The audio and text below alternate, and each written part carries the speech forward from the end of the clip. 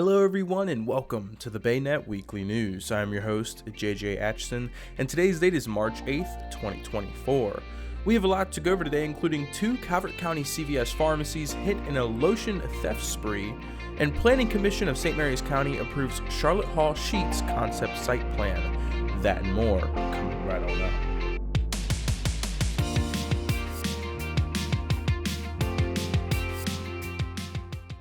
On Wednesday, March 6th at 9:08 p.m., deputies from the Calvert County Patrol Bureau responded to the CVS pharmacy located at 10,095 Ward Road in Dunkirk for the report of a theft that just occurred. The complainant advised 2 black males entered the store, stole body lotion from the shelf, and fled the area in a white passenger vehicle. Suspect number 1 is described as a black male with long black dreads, wearing a red hooded sweatshirt and black pants. Suspect number 2 is described as a black male, bald, wearing a black hooded sweatshirt with white writing on the front. While deputies were searching the area, a second call came in at 9:28 p.m. for a theft that just occurred from the CVS pharmacy located at 7,955 Bayside Road in Chesapeake Beach. The complainant advised that 2 black males entered the store and stole body lotion from the shelf, then fled the area in a white passenger vehicle. The investigation revealed that the suspects were implicated in the thefts from the CVS in Dunkirk and Chesapeake Beach. Deputy Hudson located a white Honda Accord with 2 occupants matching the description of the theft suspects on Route 260 in the area of Jewel Road. Deputy Hudson attempted a traffic stop, but the vehicle fled at a high rate, reaching speeds of 95 miles per hour, failing to stop. Due to the speed and rain, the pursuit was terminated just prior to the county line. The estimated value of stolen property from the CVS in Dunkirk is $1,000. The estimated value of stolen property from the CVS in Chesapeake Beach is $800. Anyone with information regarding these incidents or possible suspects is asked to please contact the Sheriff's Office at 410-535-2800. During their March 4th, 2024 meeting, the St. Mary's County Planning Commission approved the concept site plan for the Charlotte Hall Sheetz. A brand new Sheetz location will be coming to 3 Notch Road right next to the Charlotte Hall VA Clinic. This new Sheetz will be 6,139 square feet convenience store with a 12-pump, 4,800 square foot gas station. The plan proposes a T-style intersection with a traffic light that would include a 550-foot long turning lane for southbound traffic to enter Sheetz and a 380-foot long merge lane to get back into southbound traffic. This meeting was a continuance of the January 8th meeting. The Planning Commission wanted to give the project team more time to explore other options and to work with the State Highway Administration since they weren't fully satisfied with the original traffic proposal since it didn't include a proper method for drivers merging into northbound traffic. Traffic engineer for the project, Jackie Chandler, returned with a proposed pork chop island, which would help channel vehicles turning right at the intersection leaving Sheetz. She stated it would help with the delay of traffic since without the island, vehicles would be forced to stop at the light. However, Chandler stated that she is personally opposed to the island since it would be detrimental to Amish buggies who are already using that lane on northbound traffic since it would block their path and force them to make complex maneuvers. Chandler also said that the State Highway Administration was fine with it either way.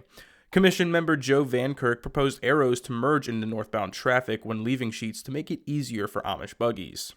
The commission approved the concept site plan with the conditions that an additional 22 parking spaces would be mitigated by 4,400 square feet of additional landscaping, and that any traffic improvements required by the county and state must be concurrent with the use of the occupancy permit. St. Mary's County State's Attorney Jamie Sterling announced today that following an 8-day trial, a St. Mary's County jury convicted Michelina Desiree Goodwin, 46 of Great Mills, of murder in the second degree, use of a firearm in the commission of a felony, and the unauthorized disposal of a body in reference to the homicide and dismemberment of a 50-year-old male victim.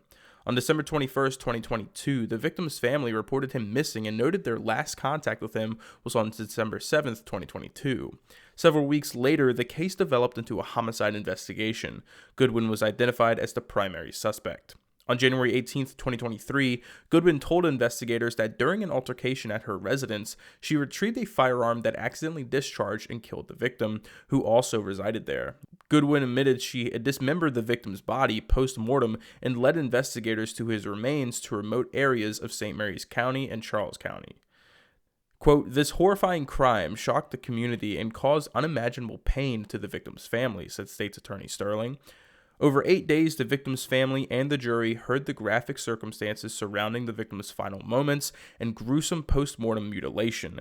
The defendant's gutless decisions deprived the family of a proper burial.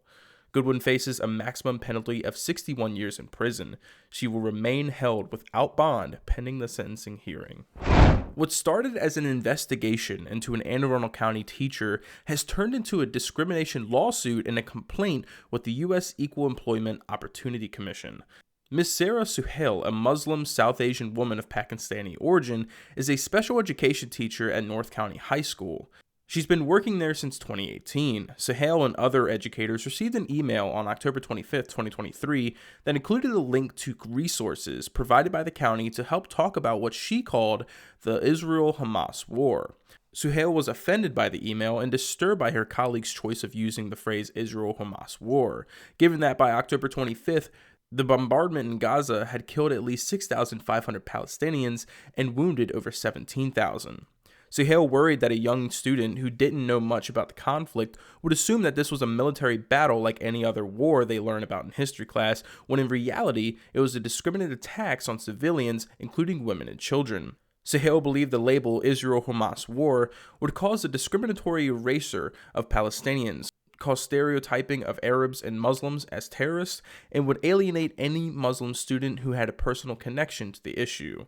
Suhail was further disturbed when she reviewed the resources included in the email, saying that they were inadequate. She says many of the links reportedly provided explained U.S. policy towards issues, rather than providing historical facts or the results of the large-scale human rights investigations.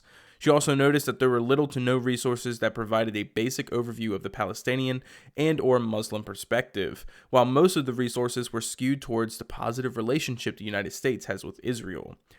The lawsuit lists detailed concerns that Suhail had with each of these resources provided. On October 27th, Suhail met with the colleague who sent the email and told her that she was deeply hurt by its content. Suhail says her colleague listened and understood where she was coming from, but allegedly did not want to talk about it further. On November 1st, Suhail went to the principal. She told the principal that the email was overall biased and discriminatory and resulted in serious negative impacts on her and people in the school community who share her identity. When Suhail told the principal she wanted to send a follow-up email pushing back against the initial message and resources, she said the principal told her, quote, "I'm not going to say yes, but I'm also not going to say no." Suhail also felt that the email created a hostile work environment for her. So to get the school to take steps to remedy her complaints, she replied all to the email on November 6th, stating that they should be mindful of the rhetoric used, including the words conflict, war, complex, and Israel versus Hamas. Ms. Suhail says shortly after she sent the email, she was called into the principal's office and reprimanded for sending the email to the email list without approval. Her principal directed to cease and desist from sending out emails to all staff. She also told Ms. Suhail that the central office would contact her. Later that same evening, the principal sent out an email reminding staff about the school policy of getting approval and other criteria to follow when sending out emails to the staff. On November 16th, Suhail received an email from the central office informing her that she was under investigation for her conduct and asking that she submit to an investigative interview since she sent the email to the all-staff list without prior approval. The lawsuit provides multiple emails from other white non-Muslim colleagues who had responded to all staff but were not reprimanded for doing so. Since filing the lawsuit, Suhail and her two attorneys have not yet received a response from her employer. The BayNet contacted the school district for comment. Bob Moiser, Chief Communications Officer for Anne Arundel County Public Schools, responded saying they do not comment on matters of litigation. With daylight savings time just around the corner, residents are reminded to spring forward and adjust their clocks 1 hour ahead at 2 a.m. on Sunday, March 10th, 2024. Many electronic devices will automatically make this adjustment. Daylight savings time, a practice designed to extend evening daylight during the longer days of the year, is also an excellent opportunity for residents to check in on several safety measures. Test smoke alarms and CO detectors in your home. If these devices are more than a decade old, they should be replaced with newer models equipped with a 10-year sealed battery. These are readily available at local hardware stores. It's also a good time to replenish both home and car emergency medical kits. The annual date also serves as a nudge for families to create or revise their emergency plans. FEMA.gov provides helpful guides and samples for those unsure where to start. That link is in the article. In Maryland, sunrise and sunset will shift with the time change. On Saturday, the sunrise will be 6:25 a.m. and sunset will occur at 6:08 p.m. However, on Sunday, following the time change, sunrise will be at 7:24 a.m. and sunset will extend to 7:09 p.m., giving us an extra hour of daylight in the evening. Daylight savings time will conclude later this year on November 3rd, 2024, when residents will fall back 1 hour. And that's what we got for you today on the BayNet Weekly News. If you want more information on every single article that we covered today, they are all linked down below. Have a great weekend, everyone, and I'll see y'all next week.